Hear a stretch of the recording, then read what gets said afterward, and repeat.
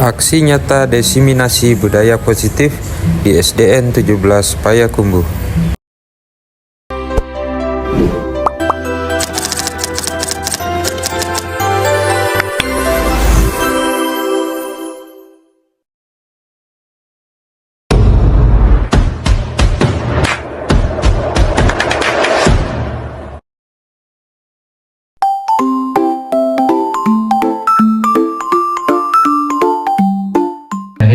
Assalamualaikum warahmatullahi wabarakatuh.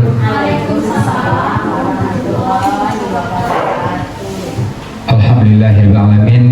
Wassalatu wassalamu ala asrofil anbiya'i wal mursalin wa ala alihi wa ashabihi rasulillahi ajma'in. Puji syukur marilah kita ucapkan kehadiran Allah Subhanahu wa taala, yang mana sampai saat ini kita masih diberi kesehatan, kesempatan sehingga kita bisa berkumpul di ruangan ini guna mengikuti kegiatan diseminasi aksi nyata budaya positif dari CGP kita, yaitunya Pak Bayu Wandira. Salawat beriringan salam tidak bosan-bosannya kita kirimkan buat arwah junjungan umat, yakninya Nabi besar Muhammad SAW,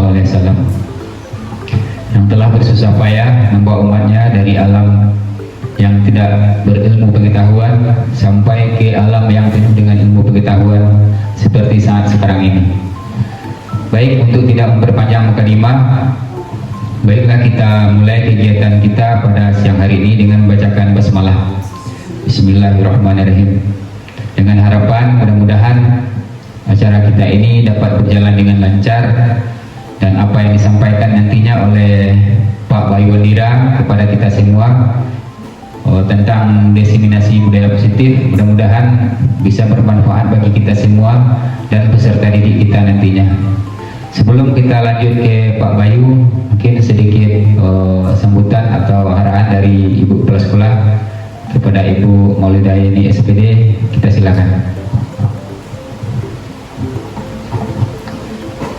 Bismillahirrahmanirrahim.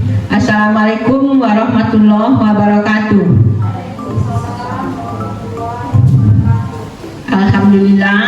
Alhamdulillahirabbil alamin. Mari kita sama-sama bersyukur kehadirat Ilahi yang mana berkat limpah rahmat dan kurnia-Nya pada siang hari ini kita dapat kembali berkumpul di ruangan kelas 4 ini. Dan selawat beriring salam tak lupa pula kita kirimkan kepada arwah junjungan kita, yakni Nabi Muhammad SAW, yang telah berjuang besar payah menegakkan panji-panji Islam di bumi ini. Yang sama-sama hormati CGP kita, yaitu Bapak Bayu Wandira, terusnya Bapak Ibu Majelis Guru yang telah meluangkan waktu untuk dapat hadir pada acara yaitu aksi nyata diseminasi budaya positif yang akan diuraikan oleh Bapak Bayu Wandira nantinya. Mudah-mudahan dengan kerjasama kita, dengan kolaborasi kita, mudah-mudahan kegiatan ini berjalan dengan lancar dan juga apa-apa yang diinginkan oleh Bapak Bayu Wandira nanti dapat kita laksanakan dan kita dapat juga nanti melaksanakan ilmunya di dalam kelas kita nanti. Baiklah Bapak Ibu, sama-sama kita pada siang hari ini berprasangka positif walaupun waktu kita disita, namun kita ambil hikmahnya, yaitu kegiatan ini merupakan kegiatan dari CGP kita. Mudah-mudahan dengan kegiatan ini nanti ada perubahan-perubahan pada sekolah kita ini. Jadi mungkin pada siang hari ini dengan tidak banyak mukadimah, itu saja sambutan Ibu. Sudah dengan Assalamualaikum warahmatullahi wabarakatuh. Terima kasih banyak kita ucapkan kepada Ibu Kepala Sekolah yang telah memberikan arahan di hadapan kita semua. Dengan kolaborasi mudah-mudahan apa yang kita inginkan di sekolah kita ini bisa berjalan dengan maksimal. Baiklah, untuk selanjutnya kita minta kepada Pak Bayu Wandira untuk menjelaskan atau memaparkan kepada kita semua tentang aksi nyata diseminasi budaya positif. Kepada Pak Bayu, disilakan. Baik. Assalamualaikum warahmatullahi wabarakatuh. Puji syukur kehadiran Allah Subhanahu wa taala yang mana berkat rahmat beliau kita bisa berkumpul aksi nyata diseminasi budaya positif di SDN 17 Payakumbuh. Salawat beriman salam kita panjatkan kepada Nabi besar Muhammad SAW yang telah membawa kita dari alam kebodohan ke alam yang terang benderang seperti adanya siang hari ini. Terima kasih saya ucapkan kepada Ibu Kepala Sekolah SDN 17 Kota Payakumbuh yang telah mensupport, mendukung kegiatan saya dalam CGP Angkatan 11 ini. Dan saya juga terima kasih kepada seluruh majelis guru SDN 17 Kota Payakumbuh yang sudah mensupport juga dan memberikan waktunya untuk melangsungkan kegiatan diseminasi budaya positif aksi nyata kita di SDN 17 Kota Payakumbuh. Baik,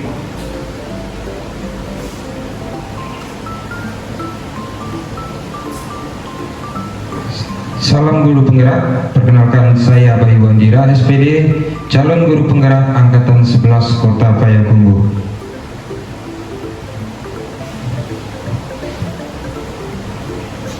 Pada kesepakatan ini kita sebelumnya menyepakati forum diseminasi ini. Kira-kira dari kita semua apa yang perlu kita sepakati dalam kegiatan kita pada siang hari ini? Apa kira-kira begitu?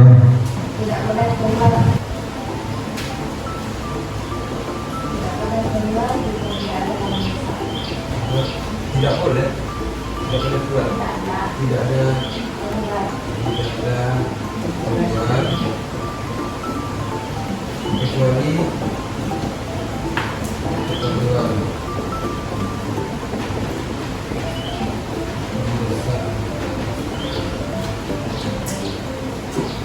Kemudian apa lagi?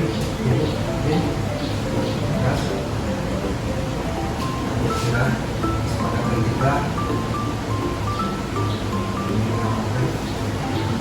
kita dari bawah ke atas. Sama itu Sama. bicara tentang bicara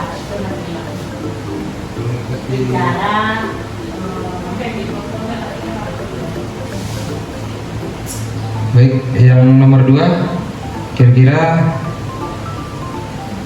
mengikuti kegiatan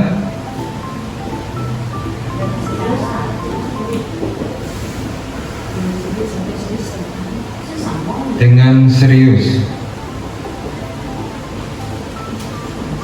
Ada lagi Bapak Ibu yang ingin menambahkan? Ibu Suci, HP disilentkan atau gimana? Ya, buat bisa ya, Bu? HP silent. Sudah Pak, Bu? Jadi ada 3 buah kesepakatan yang kita sepakati.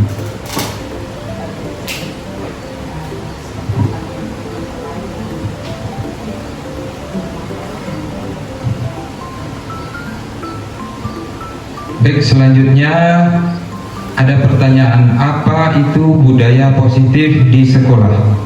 Ada yang bisa menjawabnya, Ibu? Pak, kira-kira apa itu budaya positif di sekolah? Silakan Ibu Tin, dipersilakan Bu Tin. budaya itu barangkali kebiasaan-kebiasaan baik yang kita lakukan di sekolah ini. Contohnya bersalaman pagi hari saat menyambut anak yang baru datang. Baik, terima kasih Bu Tin. Tepuk tangan buat Bu Tin. Salah satunya apa tadi Bu? Kebiasaan Baik yang dilakukan di sekolah. baik yang dilakukan di sekolah. Contohnya menyambut anak dengan bersalaman pagi hari. Contohnya menjemput anak dengan bersalaman pada pagi hari. Baik, itu jawaban yang sangat baik. Kemudian ada lagi yang ingin menambahkan? Apa kira-kira budaya positif di sekolah? Silakan Bu Suci. Budaya positif di sekolah itu ialah segala sesuatu kegiatan yang berasal dari diri sendiri, bukan dari paksaan orang lain atau yang kalau di sekolah contohnya itu ke siswa, kita anak itu bagaimana dia melakukan sesuatu itu bukan atas perintah, Tapi atas dirinya sendiri itu termasuk dalam budaya positif. Iya, berarti dari segi internal dia ya, bukan dari eksternal. Terima kasih Bu Suci. Ada lagi yang berpendapat? Nih, budaya positif di sekolah adalah nilai-nilai keyakinan dan kebiasaan yang mendukung murid agar mereka dapat berkembang menjadi pribadi yang kritis, penuh hormat, dan bertanggung jawab. Budaya positif di sekolah juga dapat membuat murid merasa nyaman, aman, dan menyenangkan. Seorang guru yang baik harus memiliki kemampuan dalam mewujudkan budaya positif di sekolah. Budaya positif tersebut dapat dijalankan dengan menerapkan konsep-konsep inti seperti ada 6 contoh budaya positif di sekolah. Yang pertama, disiplin positif. Yang kedua, motivasi perilaku manusia. Ketiga, keyakinan sekolah atau kelas. Keempat, kebutuhan dasar manusia. Kelima, posisi kontrol restitusi. Dan yang keenam adalah segitiga restitusi. Jadi ada 6 budaya positif di sekolah dan kita menerapkan dengan konsep-konsep yang 6 ini. Yang pertama itu disiplin positif. Apa yang sudah Ibu Tin yang sampaikan tadi, salah satunya dengan bersalaman dengan peserta didik ketika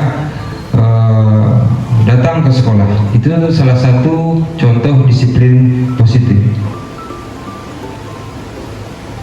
Disiplin positif merupakan suatu cara penerapan disiplin yang mengajarkan anak bertanggung jawab dan menumbuhkan kesadaran diri berdasarkan nilai-nilai kebajikan. Disiplin positif lebih ke arah disiplin diri yang dapat mengontrol diri dalam melakukan segala tindakan.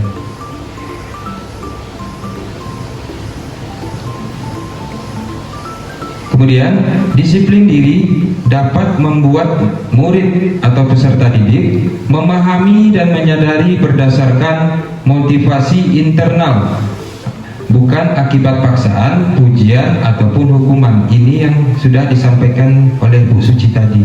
Jadi benar-benar dari internalnya. Kalau paksaan, pujian, dan hukuman ini kan dari eksternal. Lanjut, ini adalah 6 karakter dalam profil pelajar Pancasila yang sama-sama sudah kita ketahui dan Bapak Ibu sudah terapkan di sekolah kita. Yang pertama, beriman, bertakwa kepada Tuhan Yang Maha Esa, dan berakhlak mulia. Mandiri, berkebinekaan global, bergotong royong, kreatif, dan bernalar kritis. Kalau semua karakter ini sudah tertanam ke peserta didik, insya Allah budaya positif akan timbul, akan terjalankan di sekolah kita.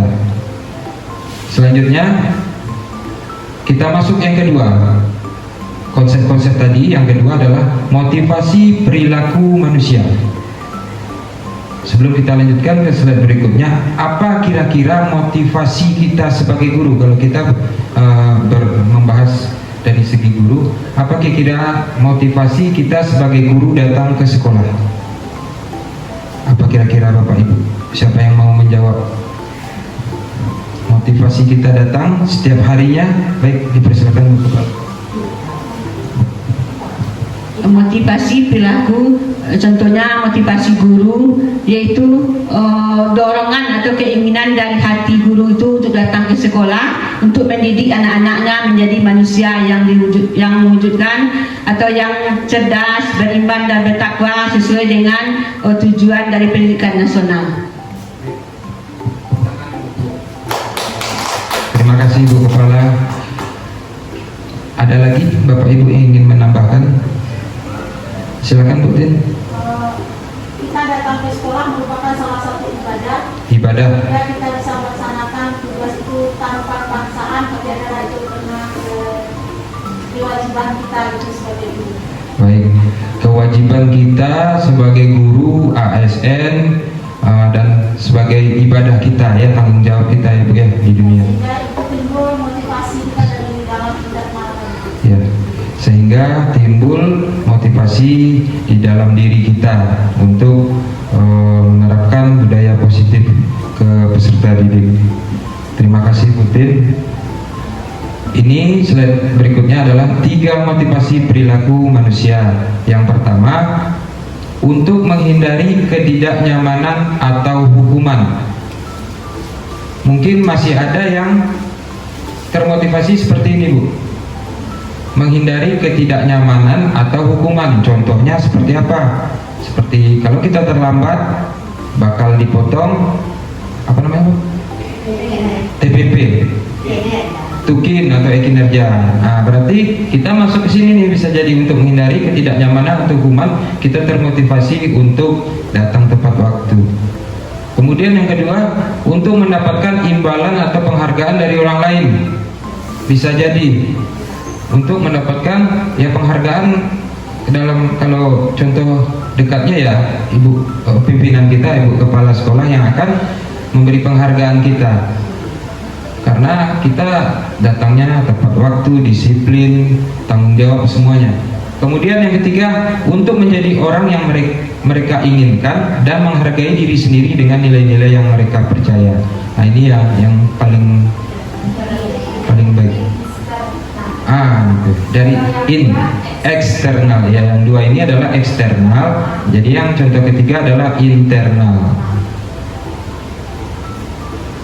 Selanjutnya, kita masuk langsung ke konsep yang nomor 3, keyakinan sekolah atau keyakinan kelas.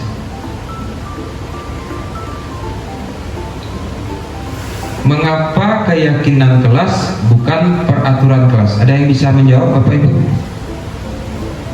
Kenapa namanya keyakinan? Baik, silakan Bu Suci. Kalau mungkin kebiasaan kita di sekolah kita peraturan ya, ada peraturan sekolah. Tapi apa itu peraturan? Kalau peraturan lebih ke ada sanksinya. Kalau keyakinan itu kalau untuk ke siswa lebih kesadaran. Jadi bedanya contohnya kalau peraturan, kalau misalkan kamu tidak boleh harus memakai sepatu ke sekolah, kalau tidak kamu nanti usir dari sekolah, atau kalau tidak nanti kamu menyiram bunga. Kalau keyakinan ada kesadaran dari siswa tersebut, kalau ke sekolah harus rapi, harus memakai sepatu. Kalau anak sekolah itu harus memakai sepatu, bukan memakai sendal. Terima kasih atas jawabannya Bu Suci. Di sini ada ilustrasi antara peraturan dan keyakinan. Kalau keyakinan kelas itu adalah nilai-nilai kebajikan universal yang diyakini bersama. Jadi kita terapkan itu bersama-sama. Sedangkan kalau peraturan merupakan suatu aturan tertulis yang dibuat suatu lembaga. Contohnya peraturan sekolah yang sudah jelas dibuatnya. Kalau keyakinan peraturan kelas, kalau ini keyakinan kelas berarti ini peraturan kelas.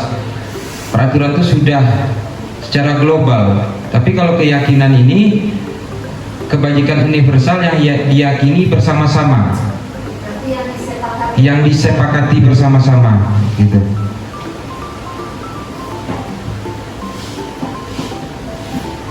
Guru berperan dalam mewujudkan terbentuknya keyakinan sekolah atau kelas dengan adanya kesepakatan antara guru dan murid. Keyakinan sekolah atau kelas berupa pernyataan-pernyataan universal yang mudah diingat dan dipahami dan harus diterapkan di lingkungan sekolah. Ini adalah pembentukan keyakinan kelas, terdiri dari seperti ini, bersifat abstrak. Abstrak itu nyata, tidak nyata. Kemudian berupa pernyataan universal, umum, ya, bersama. Kemudian dibuat dalam pernyataan positif, sedikit saja agar mudah diingat. Apa contohnya? Menjaga ketertiban kelas, itu salah satu. Sesuai dengan kondisi kelas dan sekolah sehingga mudah diterapkan. Kemudian semua warga sekolah atau kelas dilibatkan saat membuat keyakinan kelas. Kita mempunyai murid 30 ya, 30-nya kita sama-sama libatkan. Jangan 25 saja, nanti yang 5-nya kok bisa komplain. Saya nggak tahu Pak, kalau Bapak bikin peraturan seperti itu atau membuat keyakinan seperti itu. Kemudian prosedur pembentukan keyakinan kelas. Semua warga bebas berpendapat tentang peraturan yang perlu disepakati. Kemudian mencatat masukan, menyusun keyakinan kelas dan mengganti kalimat negatif menjadi positif. Ini kita sebagai guru kelas. Kemudian tinjau kembali pendapat yang telah dicatat, tinjau ulang. Setelah dibuat, ditinjau dan disetujui dengan menandatangani, keyakinan sekolah atau kelas dapat dilekatkan di dinding kelas. Setelah dibuat, ditinjau dan disetujui oleh ibu, mengetahui ibu kepala sekolah juga. Kemudian dilekatkan di dinding kelas seperti yang sudah dibuat di sini. Tapi itu ada kesalahan ketika pengetikan. Selanjutnya, ini adalah contoh poster keyakinan kelas. Ini keyakinan sekolah SD Negeri 17 Payakumbuh. Ini adalah contoh keyakinan kelas di kelas 4. Dan ini bisa Bapak Ibu bikin masing-masing kita di kelas kita masing-masing. Selanjutnya ice breaking. Ya, kita ice breaking dulu Bapak Ibu sebentar. Dan apa ice breaking kita, Pak?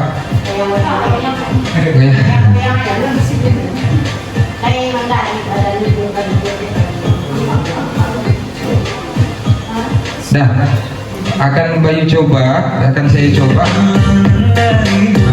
Satu ice breaking. Nanti ice breakingnya yaitu kita bermain.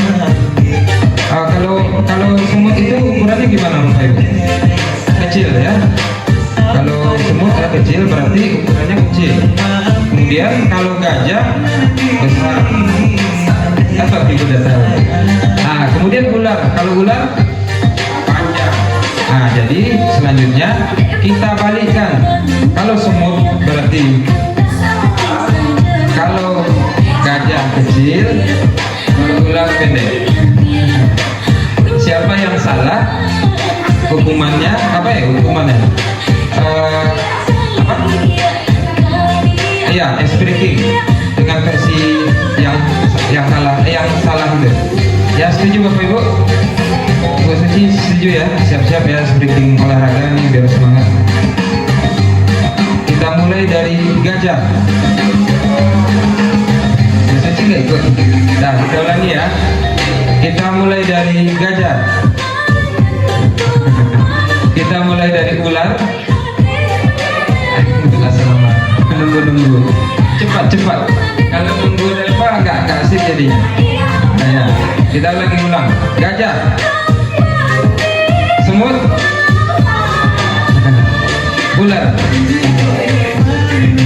Kok betul semua ya? Ulangi. Semut.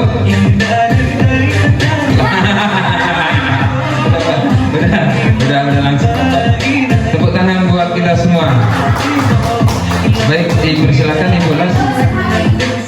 Mau mencoba ice breaking? Ada? Silakan.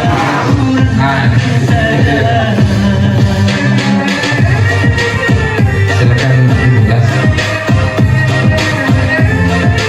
Baiklah Bapak dan Ibu, karena giliran saya mulai dengan Tepu Anak Santiang. Tepu Anak Santiang.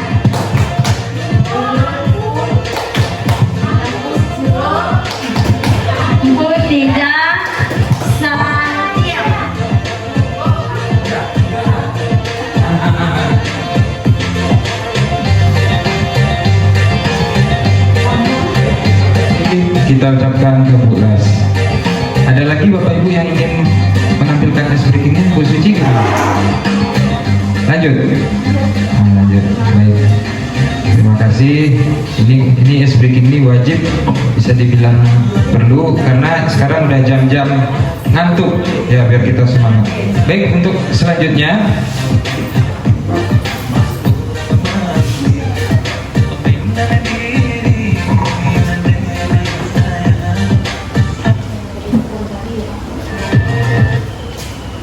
kita masuk ke konsep yang keempat, yaitu kebutuhan dasar manusia.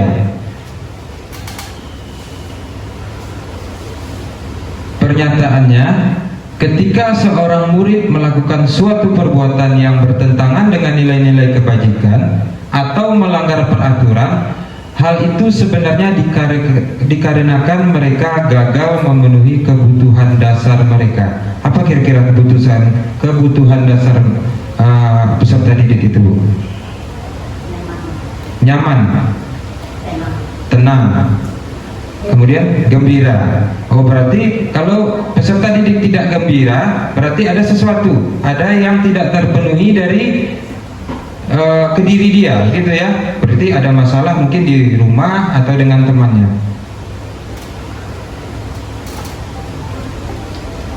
Ini adalah kebutuhan dasar manusia, ada 5 ya, terbagi 5. Yang pertama adalah bertahan hidup, kasih sayang dan rasa diterima. Yang ketiga, penguasaan. Keempat, kebebasan. Dan yang kelima adalah kesenangan.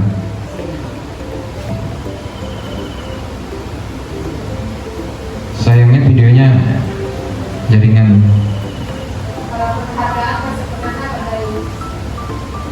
Penghargaan manusia itu rasa diterima, kasih sayang, Kesenangan.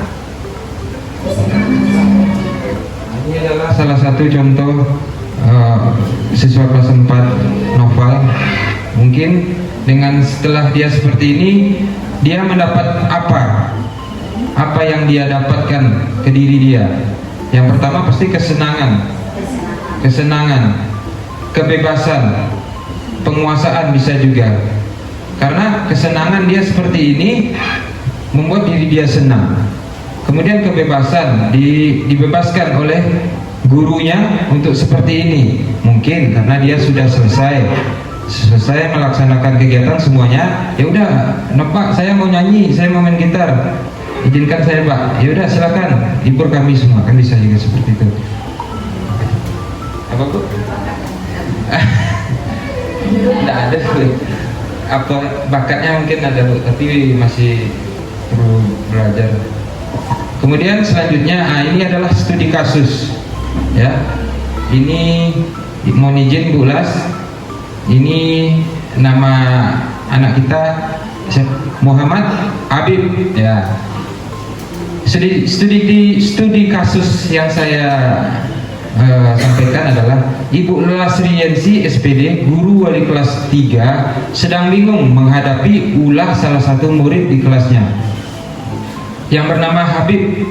Beberapa anak telah mengeluhkan Habib yang seringkali meminta bekal makan siang mereka dengan paksa. Jika Anda menghadapi situasi seperti Ibu Lasriyensi, apa yang akan Anda lakukan? Jadi menurut kita kira-kira apa alasan Habib melakukan hal itu? Karena belum makan, berarti lapar. Tidak punya uang ya? Karena tidak punya uang, kemudian dia lapar, kemudian dia ganggu temannya, meminta bekal. Nah, bersikap. Ada lagi? Kira-kira gimana? Ya, Bu? bahkan pagi banyak uangnya. Barangkali kalau makan pagi itu yang tidak barangkali gitu karena orang tuanya bisa maklum gitu. Iya, Bu. Tapi kalau uang tuh kayaknya banyak uangnya gitu. Baik. Tapi kalau sarapan, saya pernah hampir dari pagi ketemu dengan orang tuanya, dia beli makanan di kedai Romi untuk sarapan Habib. Kalau hampir ke pagi ketemu dengan si mamanya. Berarti Habib kalau masalah keuangan tidak masalah ya Bu ya. Tapi kenapa terjadi seperti ini? Meminta bekal makan siang. Apa yang membuat Habib itu seperti ini? Yang pertama, Bayu sudah menyiapkan ada 5 alasan. Yang pertama, bisa jadi karena ia lapar dan orang tuanya tidak membawakannya bekal makan siang. Maka kebutuhan dasar, kan kita membahas masalah kebutuhan dasar tadi Bu, yang sedang berusaha dipenuhi oleh Habib adalah kebutuhan untuk bertahan hidup. Jadi kan kebutuhan dasar kan yang pertama adalah bertahan hidup. Mungkin karena dia lapar dan orang tuanya tidak membawa bekal, makanya dia ganggu temannya tadi, dia minta bekal tadi. Selanjutnya, karena dia merasa senang temannya jadi memperhatikan dia. Ketika temannya melaporkan tindakannya itu pada gurunya dan gurunya memberitahu orang tuanya, sehingga orang tuanya jadi memperhatikan dia, maka kebutuhan dasar yang sedang dipenuhi Habib adalah kebutuhan akan kasih sayang dan rasa diterima. Nah, bisa juga kasus seperti ini. Selanjutnya yang ketiga, karena temannya jadi takut dengan dia dan menuruti keinginannya. Maka sebetulnya Habib sedang berusaha memenuhi kebutuhan dasarnya akan kekuasaan, karena dia yang paling besar, paling kuat rasanya di dalam kelas tuh. Makanya lah dia tuh menakuti temannya agar menuruti keinginannya. Diganggunya lah temannya lagi makan itu. Jadi banyak alasan kan. Kemudian yang selanjutnya yang keempat, karena dia merasa bosan dengan bekal makanan yang dibawakan ibunya dari rumah, karena ibunya selalu membawakan bekal yang sama. Oleh karena itu dia ingin mencoba makanan teman-temannya yang beraneka ragam. Maka Habib sedang berusaha memenuhi kebutuhannya akan kebebasan. Ya, berarti yang keempat ini tentang kebebasan. Dia merasa bosan, makanannya nasi goreng terus, sementara teman-temannya tukar-tukar ayam dan yang bermacam-macam. Selanjutnya yang kelima, yaitu alasannya karena ia melakukannya karena iseng saja, dan ia menikmati ekspresi wajah teman-temannya yang kesal karena diambil makanannya, dan menurut dia ekspresi teman-temannya itu lucu. Maka berarti Habib sedang berusaha memenuhi kebutuhannya akan kesenangan, seperti Noval di kelas 4, seperti itu juga. Bikin kesal temannya, dia senang, ketawa. Kadang dia tadi siang itu Bu pakai kacamata hitam putar-putar lari di kelas 4 ya, 2 kali dibilang putar lagi. Nah, itu mungkin karena dia tuh merasa senang. Akhirnya teman-temannya kesal itu dia senang, seperti itu Bu. Jadi kebutuhan peserta didik itu berbeda-beda. Selanjutnya kita masuk ke konsep yang kelima, posisi kontrol restitusi.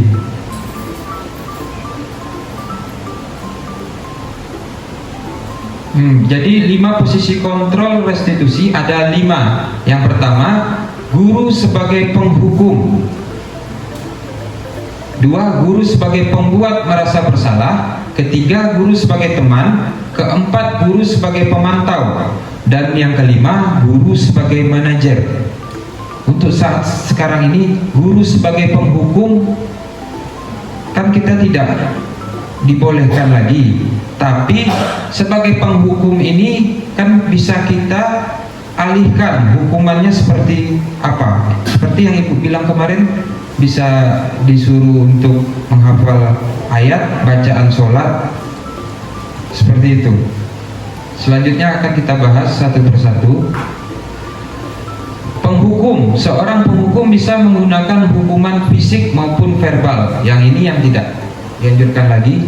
Kemudian yang kedua, tapi dulu kan seperti ini, pernah. Kemudian ya di zaman kita dulu pernah seperti ini, menggunakan hukuman fisik maupun verbal. Ini ada plus dan minusnya. Ini semuanya ada plus dan minusnya. Kemudian yang kedua, pemantau. Pada saat kita mengawasi, kita bertanggung jawab atas perilaku orang yang diawasi. Itu namanya posisi kontrol guru sebagai pemantau. Yang ketiga, pembuat merasa bersalah. Pembuat rasa bersalah biasanya menggunakan bahasa lembut, tetapi membuat rasa tidak nyaman, menyindir. Ya, kita lembut, tapi anak kita jadi tidak nyaman gara-gara itu. Itu namanya kita bisa membuat dia tuh merasa bersalah. Kemudian yang keempat, teman. Kita memposisikan guru itu tidak akan menyakiti murid, namun akan tetap berupaya mengontrol murid melalui persuasif. Kita jadikan peserta didik itu teman. Kemudian yang kelima adalah manajer. Posisi di mana guru berbuat sesuatu bersama murid, mempersilahkan murid mempertanggungjawabkan perilakunya. Berarti agak dibebaskan. Posisi di mana guru berbuat sesuatu bersama murid, kemudian mempersilahkan murid mempertanggungjawabkan perilakunya. Jadi seandainya ada tuh P5 kemarin Putin masak rendang, nah ibu berbuat sesuatu bersama murid, kemudian mempersilahkan murid mempertanggungjawabkan kegiatannya. Selanjutnya, ini adalah contoh penerapan 5 posisi kontrol guru. Kasusnya siswa datang terlambat ke sekolah. Kita kaji dari segi penghukum. Sana, kamu ambil sampah dulu sebelum masuk. Itu termasuk ya posisi penghukum. Selanjutnya pembuatan merasa bersalah itu, pembuat merasa bersalah. Berapa kali bapak atau ibu harus memberitahu kamu agar tidak terlambat? Kamu selalu saja mengecewakan ibu atau bapak dengan perasaan kita lemah lembut ngomong seperti itu sehingga dia tersentuh, sehingga merasa bersalahlah dia untuk terlambat itu. Selanjutnya masih dengan kasus yang sama, siswa datang terlambat ke sekolah. Posisi teman. Kali ini bapak ibu memaafkan kamu, tapi lain kali jangan datang terlambat lagi ya. Ayo dong bantu bapak atau ibu. Ayo dong nanti bapak Bayu dimarahin ibu kepala karena kelas 4 selalu terlambat. Nanti bapak ini marahin, nanti kelas kita tidak juara lagi paguyuban gimana. Nah itu bisa posisi kontrol menjadi teman kita terapkan. Kemudian selanjutnya posisi kontrol pemantau. Kamu sudah melanggar peraturan sekolah, kamu tahu konsekuensinya. Bapak ibu akan mencatat kesalahan kamu hari ini untuk bahan perbaikan kamu di kemudian hari. Jadi kita sebagai pemantau, kita lihat berubah nggak peserta didik kita yang terlambat itu. Seperti Fakih itu udah kemana itu tuh? Udah susah. Selanjutnya sebagai posisi manajer, Bu. Apakah kamu tahu kesalahanmu? Kira-kira bagaimana kamu memperbaiki kesalahanmu? Kita disuruh pikir anak itu. Kita bertanya, apakah kamu tahu kesalahanmu? Tahu Pak, saya terlambat. Kira-kira bagaimana kamu memperbaiki? Saya akan bangun cepat, tidur cepat. Nah itu posisi kontrol kita pada manajer. Paham sampai situ Bapak Ibu? Posisi kontrol apakah aku? Ini ada pertanyaan. Ayolah lakukan demi Bapak Ibu ya. Siapa yang bisa menjawab? Posisi kontrol kan ada 5 tadi. Ini termasuk yang mana? Ayolah lakukan demi Bapak atau Ibu ya. Teman, pemantau, teman. Tepuk tangan buat kita semua. Masih paham. Selanjutnya, kamu tidak pernah benar melakukannya. Masuk kemana? Kamu tidak pernah benar melakukannya. Yakin? Apa? Hukum. Penghukum. Ya Bu? Setuju? Kamu tidak pernah benar melakukannya. Memvonis ya. Setuju? Hukum?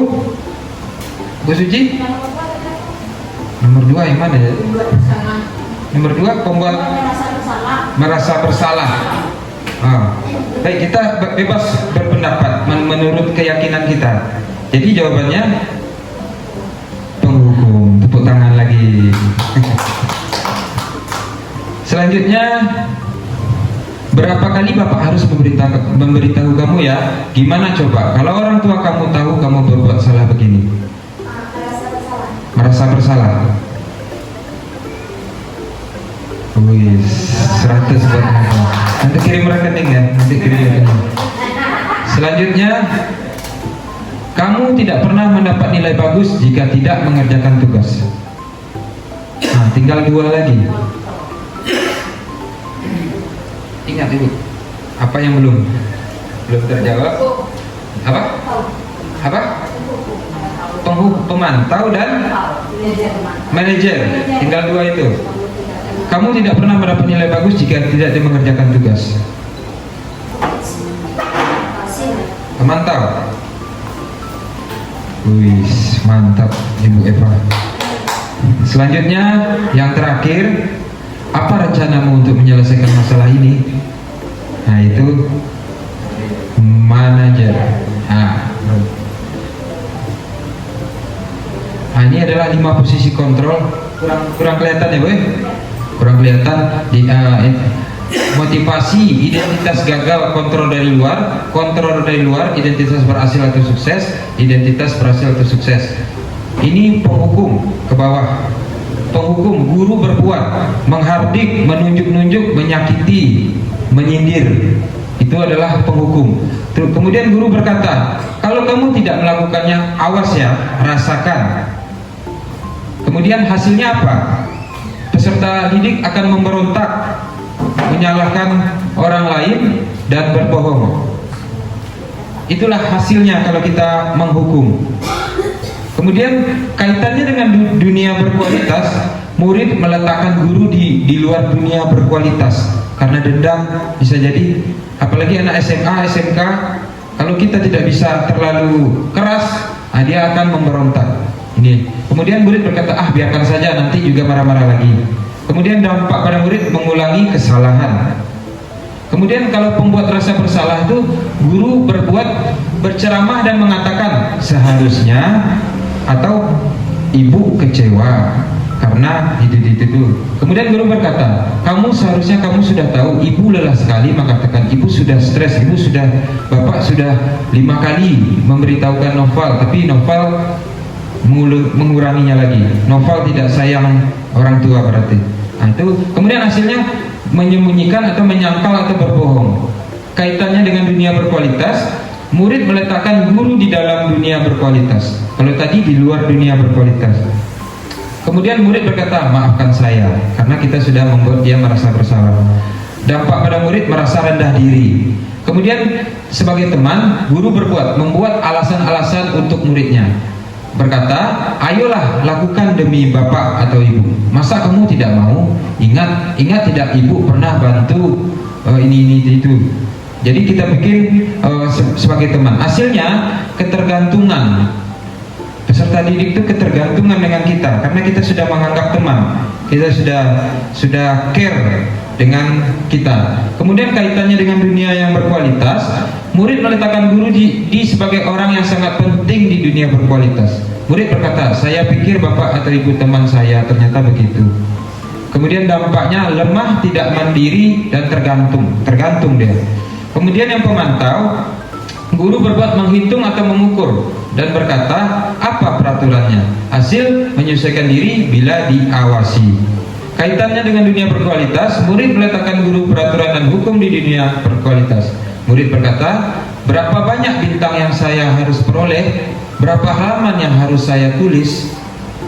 Kemudian dampaknya menitik beratkan pada sanksi atau hadiah untuk dirinya. Kemudian yang terakhir adalah manajer. Guru berbuat, mengajukan pertanyaan.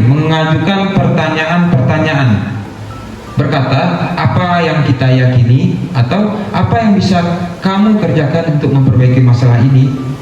Kemudian hasilnya menguatkan pribadi. Kaitannya dengan dunia berkualitas, murid meletakkan dirinya sebagai individu yang positif dalam dunia berkualitas. Kemudian murid berkata, bagaimana caranya saya bisa memperbaiki keadaan ini, Pak? Saya sering terlambat, bagaimana saya memperbaikinya, Pak? Kemudian dampak pada murid mengevaluasi diri, bagaimana cara memperbaiki diri. Ini adalah slide 5 posisi kontrol dengan contohnya. Selanjutnya, di antara kelima posisi kontrol tersebut, sebaiknya seorang guru menggunakan posisi kontrol sebagai manajer. Di antara yang 5 tadi, sebagai manajer, guru dapat berbuat sesuatu bersama murid, mempersilahkan murid, bertanggung jawab dan mendukung murid agar dapat menemukan solusi. Jadi yang lebih baik, baik semuanya, tapi yang lebih komplit posisi kontrol restitusi itu sebagai manajer. Selain itu, posisi manajer mengacu pada restitusi yang dapat menjadikan murid sebagai manajer bagi dirinya sendiri, sehingga dapat tercipta identitas positif pada diri murid. Nah, ini adalah rincian dari hukuman, konsekuensi, dan restitusi. Perbedaannya, kalau hukuman itu tidak terencana atau tiba-tiba saja, kemudian murid tidak tahu apa yang akan terjadi atau tidak dilibatkan. Satu, bersifat satu arah, yaitu dari kita sebagai yang penghukum.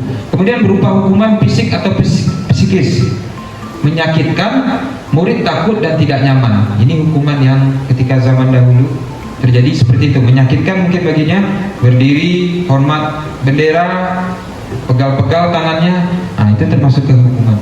Kemudian kalau konsekuensi, terencana, disepakati sesuai peraturan, seperti keyakinan kelas tadi. Murid tetap dibuat tidak nyaman.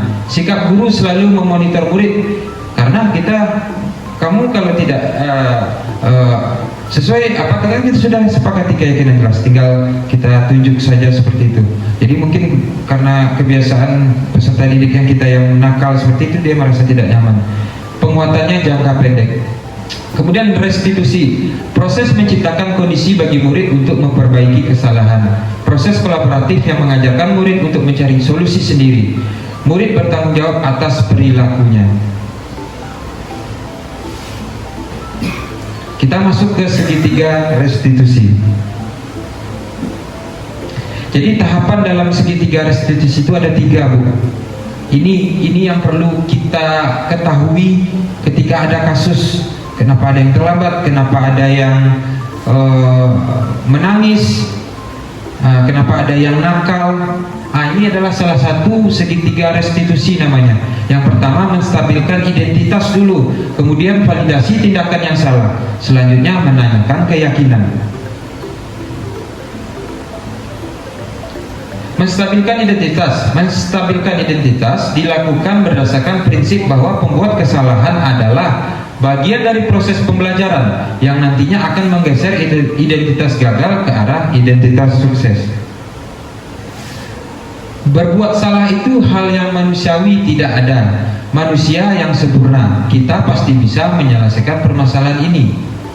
Bapak atau ibu tidak tertarik untuk mencari tahu siapa yang benar, siapa yang salah.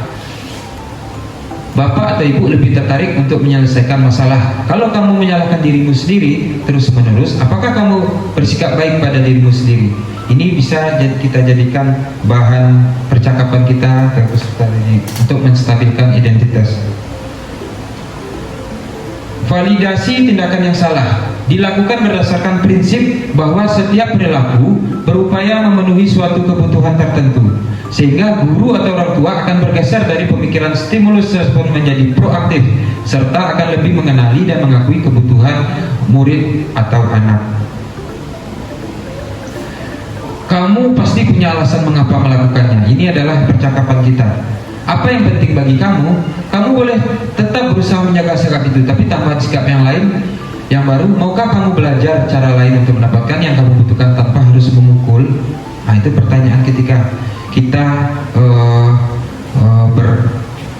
kalau bimbingan konseling langsung dengan peserta didik. Oh ya Bapak Ibu, silakan snacknya dimakan, mohon maaf sudah lupa, boleh diminum dan dimakan. Selanjutnya, menanyakan keyakinan dilakukan dengan memberi pertanyaan bermakna kepada murid atau anak untuk menunjukkan motivasi secara intrinsik sehingga mampu mengaitkan keyakinannya dengan tindakan yang salah. Ini contoh pertanyaannya. Apa nilai yang kita percaya di sekolah kita? Nilai apa yang telah kita sepakati? Kelas yang ideal itu seperti apa sih? Kamu ingin jadi anak seperti apa? Apa yang kamu rasakan ketika kamu melakukan itu? Kamu menjadi orang yang seperti apa? Contoh kasus video segitiga restitusi. Kasus pertama, Angel tidak terima pekerjaannya selalu dicontek oleh temannya. Ia marah dan tak bisa menahan emosinya. Ada seseorang manajer Pak, Oh iya, bagaimana kabar Angel? Baik, Pak. Bapak dapat laporan ya, kalau Angel berkelahi dengan teman satu kelas yang bernama Baim, betul kan itu Angel? Betul, Pak. Oh iya, kenapa Angel berkelahi dengan Baim? Karena Pak ini nyontek, Pak. Karena Baim nyontek. Oh gitu. Terus apa yang Angel lakukan? Melakukan kertasnya, Pak. Merobekkan kertas bukunya Baim. Oh, kira-kira alasannya Angel merobekkan buku Baim apa? Mereka salah, Pak. Karena kesal. Oh, karena kesal ya. Mungkin kalau bapak jadi Angel, bapak juga kesal ya. Kemudian kalau menurut Angel, sesuai tidak dengan keyakinan kelas yang sudah kita sepakati? Tidak, Pak. Tidak ya? Oh iya. Jadi keyakinan kelas yang tidak Angel patuhi itu kira-kira yang apa? Tidak saling menghargai dan saling menghormati teman. Ya, berarti tidak sesuai dengan kesepakatan kelas yang sudah kita sepakati ya.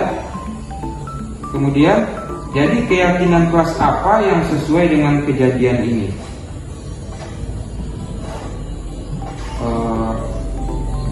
Berharap Angel itu lebih bagaimana?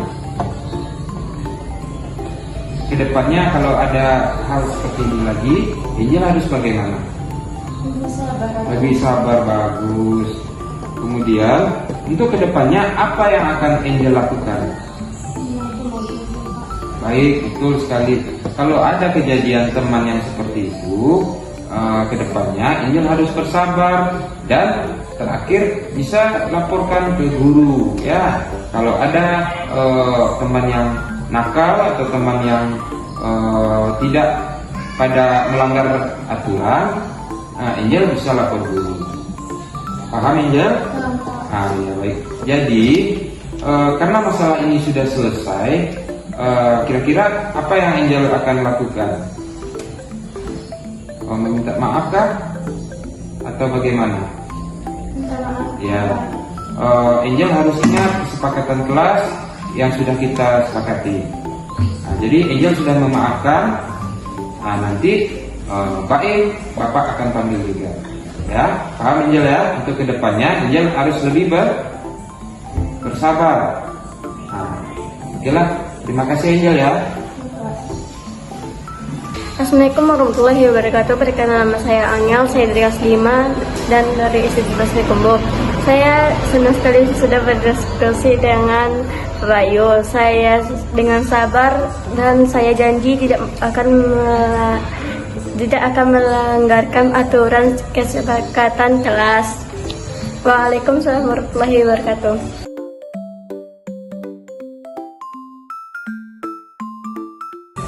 Bagaimana kabarnya Mbak In?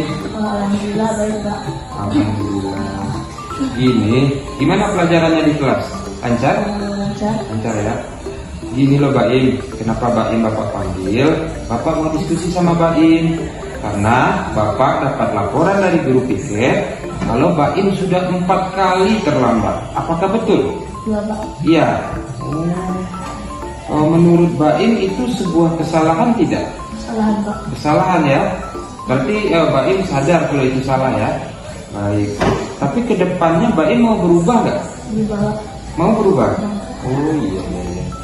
Mbak In, kira-kira Bapak mau nanya apa sih alasannya Mbak In sering terlambat itu ke sekolah? Lambat bangun, Pak. Terlambat bangun. Terlambat bangun. Karena apa? Terlambat bangun. Tidurnya jam berapa? Udah tengah malam? Iya, Oh iya, begadang berarti. Iya. Karena apa? karena kami yang Suka main game. Waduh, main game ya. Jadi terus PR-nya bikin nggak? Kalau main game? Tetap bikin. Tapi siap belajar main game. Oh, itulah yang mengakibatkan Mbak In tidurnya larut sehingga paginya susah bangun. Ya. Baik. Kira-kira Mbak In itu sudah sesuai tidak dengan keyakinan kelas yang sudah kita sepakati? tidak ada. Tidak ya. Berarti Mbak In sadar kalau itu melanggar dari kesepakatan kelas kita, yaitu terlambat datang ke sekolah. Ya. Baik. Selanjutnya, kira-kira itu merugikan diri Baim tidak? Kalau terlambat, iya merugikan. Dan merugikan orang lain tidak? Ya. Karena kalau merugikan diri sendiri itu sudah jelas. Merugikan orang lain ketika Baim datang, pelajaran sudah mulai, akhirnya fokus teman jadi terhenti karena kedatangan Baim yang sudah datang terlambat ketika jam pelajaran sudah mulai. Ya, jadi ruginya kita semua. Paham Baim? Kemudian selanjutnya Bapak akan mencoba berkolaborasi dengan orang tua Baim ya. Nanti Bapak akan berikan surat untuk pemanggilan ke orang tua Baim karena ini sudah 4 kali Baim terlambat. Jadi paham Baim ya. Dan Baim akan kedepannya bisa berubah. Janji. Baiklah. Jadilah anak yang baik, fokus ke belajar dulu, baru kita sudah selesai semuanya bermain. Dan tidak boleh begadang tengah malam karena anak sekolah, anak SD itu tidak boleh begadang karena kalau begadang bangunnya telat, akhirnya belajarnya terganggu. Paham ya? Baik. Yaudah, Bapak cukupkan dulu ya. Terima kasih ya Pak Im. Assalamualaikum warahmatullahi wabarakatuh. Perkenalkan, nama saya Baim. Saya dari kelas 5 SDN 17 Payakumbuh. Saya sangat senang karena diajak diskusi oleh Pak Bayu.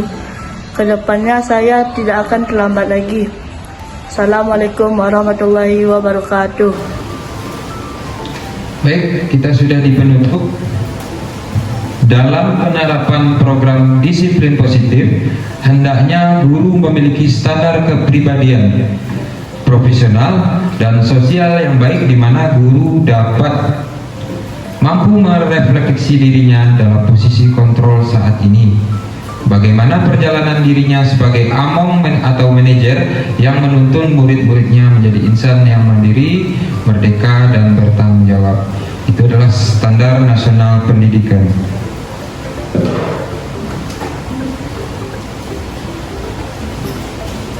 Bagaimana Bapak Ibu, ada yang ingin memberi tanggapan atau masukan buat kita semua?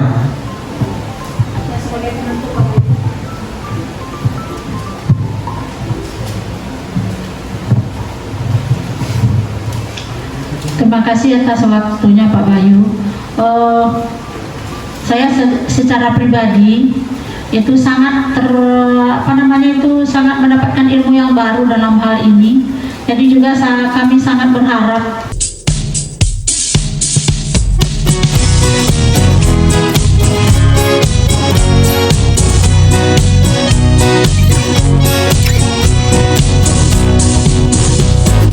Hajar Dewantara punya 3 semboyan, ing ngarso suntuloro, ing madiam bangun karso, tuturi handayani berpusat pada siswa, mendidik harus sepenuh hati.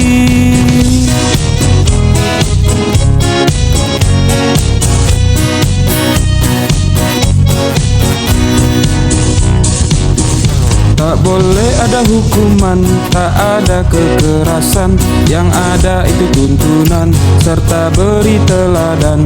Kodrat alam dan zaman wajib diperhatikan untuk capai keselamatan, untuk capai kebahagiaan.